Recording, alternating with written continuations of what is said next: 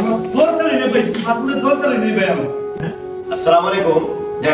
লোকটারে দালালে 6 মাস হচ্ছে আমরা সৌদি আরব আছি, আইনা রাস্তায় ফেলাইতে লাগছে, পাসপোর্টটা দিয়া আকামা দিছে না, কোনো কাম কাজ দিছে না। ছেলেটা মসজিদে তাই এমনকি বাইরে বাইরে ঘুরে।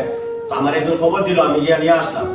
তো আপনার কোনো চিন্তা করতে হবে না, আমি যেহেতু আপনার খোঁজ নিয়ে আপনারা নিয়েছি, ইনশাআল্লাহ একটা কিছু করে দিয়া। তো আপনার পাসপোর্টটা আপনার কাছে রাখেন। তো আপনি টেনশনে কিছু জুয়েল ভাই শুনেন, এই ফাস্টফুড দিয়া ভাই আমি কি করব? এই ফাস্টফুড আসলে দেরাও আমরা দালাল লাইনে ছেড়ে ওই ফাস্টফুডটা দিয়া বাইক করে দিছি। তোমার কাজ তুমি খুঁজে দাও। পরে আমি মসজিদে তাই বাইরে রাস্তায় তাই কিন্তু কাজটা চাই না। পরে ভাই আমি আমার দেখে গিয়ে তুই যাবে এসে আইনা ছেড়ে টাকা দিন।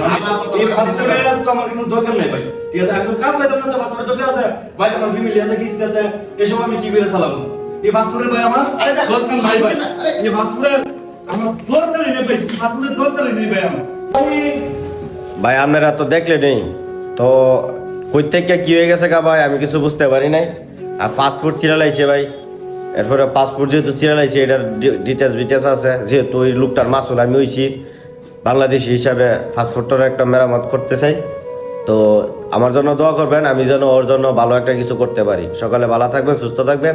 ওরা কি কাজ কাম দিতেছি আর কি করতেছি এটি আপনাদের ভিডিওর মাধ্যমে আমি তুলে ধরবো। ভালো থাকবেন সকলে, আসসালামু আলাইকুম।